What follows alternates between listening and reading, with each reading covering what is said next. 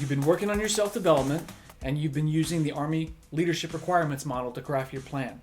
In Chapter 4 of FM 6-22, Developing Leaders, there's some great resources for you. We have a section that covers capability evaluation and growth. These are two things that you need to tackle when developing yourself. First, you evaluate yourself by considering your strengths and your needs, and then figure out the underlying causes of those areas. Next, you grow your capabilities through feedback, study, and practice.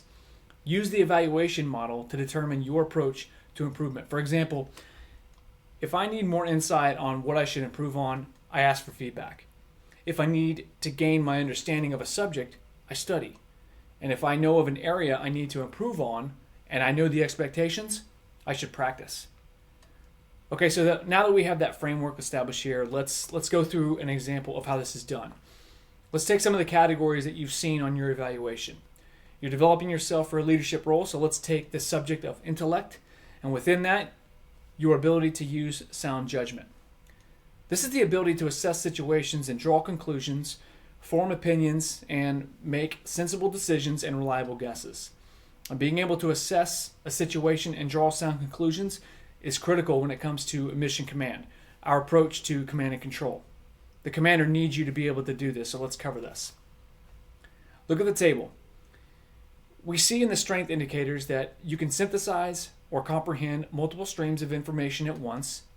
And let's say your fire team is overlooking an engagement area, and you might have multiple enemy forces moving through your AO. You've just seen them. The commander has made it clear that there's some specific things that have to happen before you start firing. There's engagement criteria.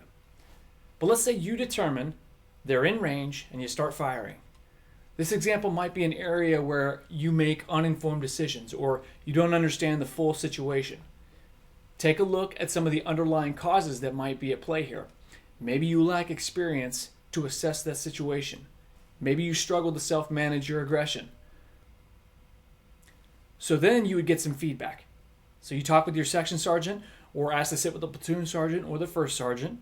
Or if you're the PL and one of your soldiers does this, maybe you didn't convey all the information that they needed to make that decision. Maybe you didn't demonstrate a strong understanding of the situation yourself, or that the soldier faces. So talk to your commander or even talk to your first sergeant on how to better lead your soldiers. Next, do some studying.